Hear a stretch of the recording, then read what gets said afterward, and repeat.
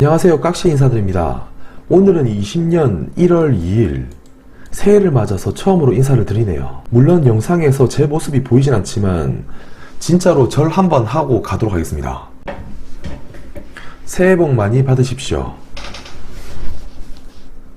세뱃돈은 좀 설날에 받도록 하고요. 20년도는 이 무엇보다도 다른 목표보다도 투자에 있어서 좋은 성과 있는 한 해가 좀 되었으면 합니다. 사실 제가 이렇게 유튜브 영상을 올리는 것도 구독자분들이 조금이나마 도움이 되었으면 하는 마음이고요. 사실 이게 경제 유튜버라는 것이 이렇게 개별 종목을 이렇게 하나하나 추천하는 순간부터 이 약간 약장수 냄새가 나는 게 이 주식판이기도 하기 때문에 여전히 깍시는 이런 컨셉으로 2020년도에도 진행된다는 점 참조해 주시기 바라고요. 또 서두에 헛소리가 길어지면 지루하실 테니 바로 진행하도록 하겠습니다. 오늘의 주제, 새해를 맞이하여 2020년 한국 경제 전망으로 준비를 해봤고요. 부제로는 2020년은 19년과 다르다.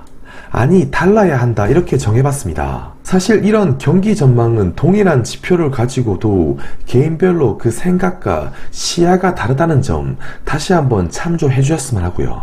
이 본격적으로 뒤에 영상을 시청하기에 앞서서 구독과 좋아요 한번 꼭 부탁드립니다.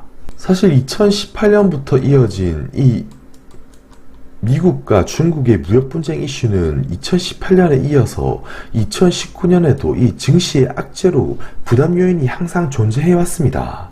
트럼프 대통령은 틈만 나면 이 관세를 올리겠다고 으름장을 놓았고 관세율을 상향 조정하면서 증시 분위기를 많이 흐렸어요. 또 이와 반대로 협상 분위기가 다시금 이렇게 좋아지게 되면 그에 따라서 코스피는 덩달아 이렇게 급등락을 반복했던 것 같습니다. 다만 최근에 이 무역 분쟁의 분위기가 영향력이 조금 벗어나는 조금 낮아진 것 같고요. 그래서 이는 어떻게 보면 우리나라보다는 이 독일과 대만 증시, 이 글로벌 증시에서 좀 발견이 되는 편인데요. 여기서 눈여겨볼 만한 점은 이 독일과 대만의 경우 이 상당히 이 자존적인 국가라기보다는 대외 의존도가 높은 국가이고요. 특히나 이 두 국가의 경우 무역 경기나 이 제조업 경기에 민감한 나라이지만 이렇게 독일 증시는 이 사상 최대치를 지금 신고가를 이렇게 앞두고 있고 대만 증시는 이렇게 현재 신고가 부근에 위치하고 있습니다. 특히나 대만의 경우 이 중국 비중이 우리나라보다 더 높게 이 포션을 차지하고 있고요. 다만 대만의 경우 이 IT 비중이 이 종합주가지수의 절대적인 포지션을 차지하는 나라로서 이렇게 종합주가지수도 천정에 머물고 있는 것 같습니다. 만약에 이 코스피도 이 대만처럼 이 IT 비중이 이 절대적인 포지션을 차지했다면 지금쯤 이렇게 신고가를 갱신하고 있었을 것이라 생각이 드네요. 2020년은 어떻게 보면 이 10년대를 이제 마무리하고 20년대를 준비하는 이 새로운 시작을 알리는 해인데요. 그럼 2020년에 이 코스피는 어떤 흐름을 보이게 될까? 일단 저 깍시가 보기에 기대 요인으로 좀 꼽힐 수 있는 게 이런 경기 사이클로 좀 볼 수가 있는데요. 그래서 이 표를 보게 되면 과거 2000년도부터 이 수축 국면, 이 18개월, 그리고 11개월, 13개월, 20개월, 20개월, 24개월, 그리고 이번에는 21개월에 이 수축 국면이 진행되고 있고요. 그러니까 대략적으로 이런 평균, 이런 수축 국면이 대략 18개월에서 20개월 정도 이 진행이 되었다는 점입니다. 그리고 오른쪽 표는 이 한국만의 경기 선행지수와 아래는 이 코스피 차트인데요. 이 한국만의 경기 선행지수 또한 과거에 이 12개월, 13개월, 그리고 17개월, 20개월, 그리고 이번에 21개월을 그리고 있고요. 그러니까 이런 과거의 평균으로 대략 계산해 보더라도 이제는 그 수축 국면이 이렇게 좀 마무리될 시점이 되지 않았나 생각하는 것입니다. 그래서 그냥 이런 다른 지표 다 무시하고 이런 경기 사이클만 보더라도 지금은 이렇게 저점에 대한 기대감을 갖기에 좀 충분하지 않나 생각이 들고요. 물론 회복이 이런 식으로 더디게 나타날 수도 있고 더디게 진행될 수도 있고 이런 식으로 L자형 회복을 이렇게 그릴 수도 있지만 지금은 이 여기서 더 하락하더라도 저점 구간에 도달했거나 가까워졌거나 이미 바닥을 찍었다고 저각시는 생각하는 것이고요. 물론 앞서 말씀드린 그 경기 사이클의 이런 근거로서 대한민국의 경우 이 대표적인 제조업 중심의 수출 국가인데요.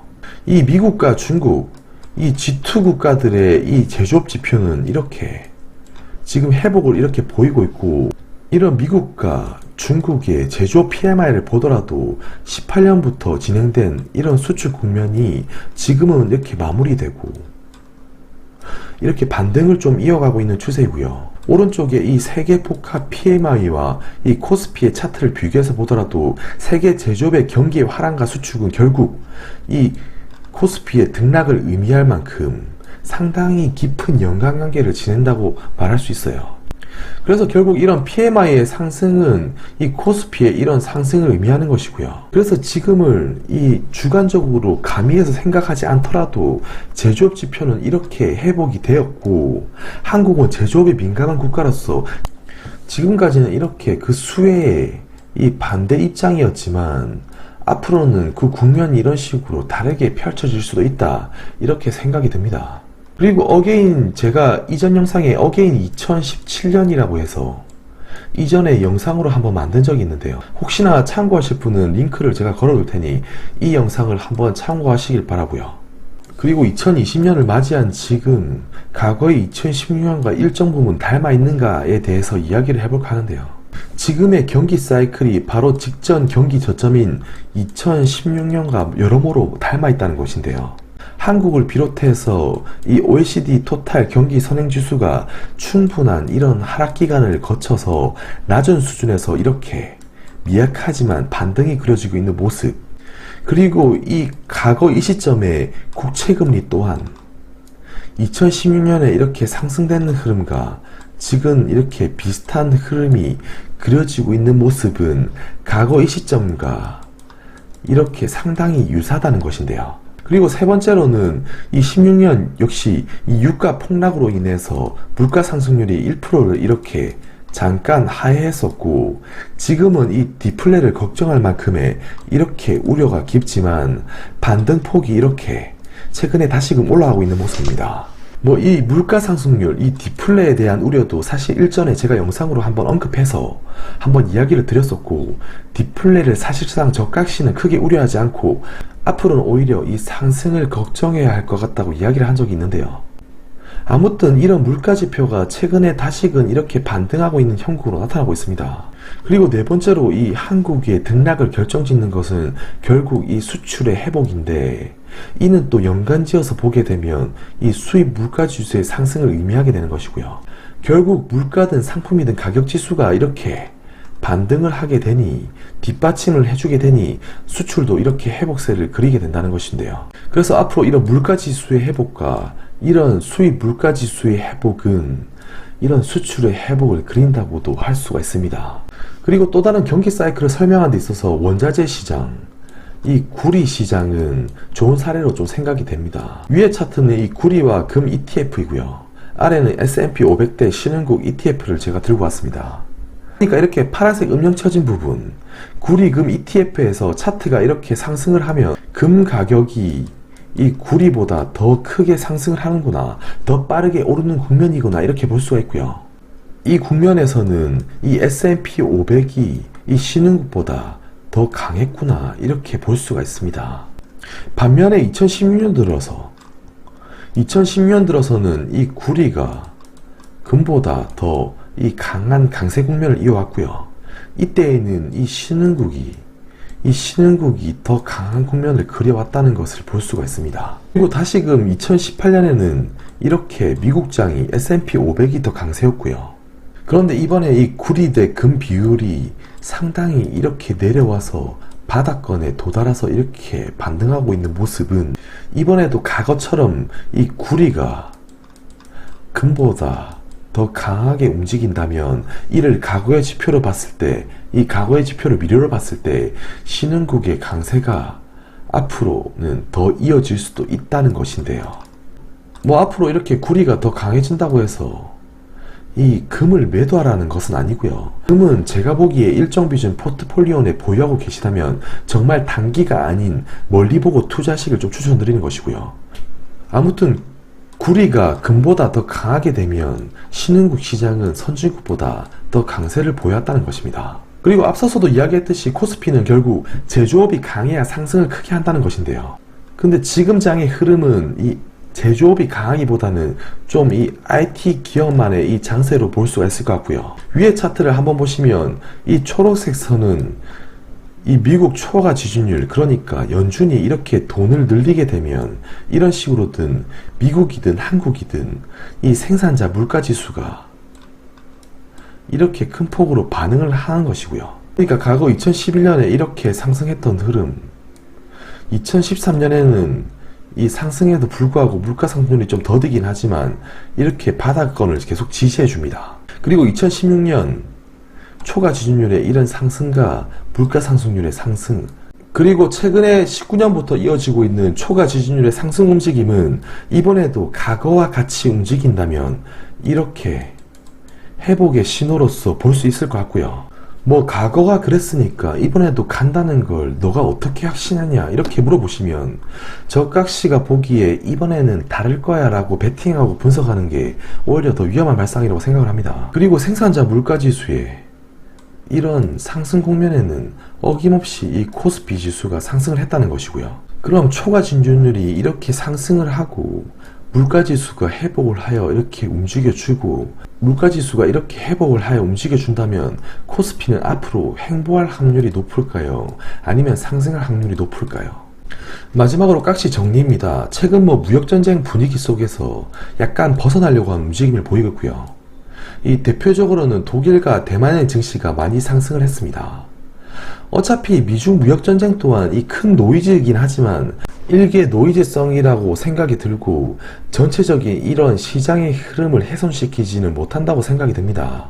아무튼 이 시간과의 싸움의 문제일 뿐 이 경제가 이 정책적인 요소는 아니기 때문에 이 시간이 해결해 주리라 생각을 합니다. 그리고 두 번째, 이 경기 선행지수로 제가 이야기를 했고 아무리 부정적으로 생각할지라도 현재는 지금 접점이거나 저점을 지났거나 저점에 가까워졌다고 생각을 하고요. 그리고 제조업 지표는 이 G2 국가의 지표는 이미 많이 회복을 하고 있고, 그리고 한국은 이 수출 국면에서는 가장 잘 떨어지고 회복기에서는 또 잘 상승하는 제조업에 민감한 나라라는 점입니다. 그리고 2016년과 2020년은 이미 많이 닮아 있다는 점, 이는 경기 사이클과 이 채권 금리 상황 그리고 물가지수 등을 빗대어 이야기를 해드렸습니다. 물론 지금 금리 상황은 비슷하다고 이야기할 수 없지만 20년에는 연준이든 우리나라든 이 금리를 무조건적으로 내리지는 못할 것으로 예상이 되고요. 그리고 다섯 번째, 다시금 이 경기 민감성 원자재의 강세 신호가 보이고요. 이는 구리가 금보다 강세이면 신흥국이 이 선진국보다 더 아웃퍼폼하는 결과가 나타났다. 그렇다고 굳이 보유하고 있던 이 금을 장기 투자를 위한 보험성 투자처인 금을 굳이 팔 필요는 없다고 말씀을 드렸고요. 그리고 여섯 번째, 이 제조업 지표의 회복은 결국 생산자 물가를 좌우를 하더라. 그런데 생산자 물가는 또 연준의 자산, 그러니까 지준율의 흐름과 일치하더라고요. 연준의 자산이 이렇게 증가세를 보이면 생산자 물가가 이렇게 회복이 될 것이고, 이는 제조업 지표 회복에 상승을 그릴 것으로 생각이 듭니다. 오늘의 결론입니다. 제가 최대한 제 생각을 감히 안 하려고 노력하지만 지표를 근거로 봤을 때 지금의 경기 수준이 이 L자로 더디게 회복한다 할지라도 지금은 저점에 대한 신뢰도가 이렇게 상당히 높은 시기라고 생각이 들고요. 2020년 이 개개인마다 다시 목표를 설정하고 새해에는 꼭 이루자 하는 것이 있을 텐데요. 혹시나 그 중에 재테크나 투자가 있다면 저깍씨가 그 목표를 이루는데 조금이나마, 아니 아주 조금이라도 좀 도움이 되었으면 합니다. 오늘도 지루한 경제 이야기임에도 불구하고 말을 제가 썩 재밌게 하지 못함에도 불구하고 끝까지 들어주신 분들께는 감사드리고요. 새해에 하시는 일 모두 건승하시길 바라겠습니다. 오늘은 이만 여기까지 하고요. 또 다음 영상에서 뵙도록 하겠습니다. 감사합니다.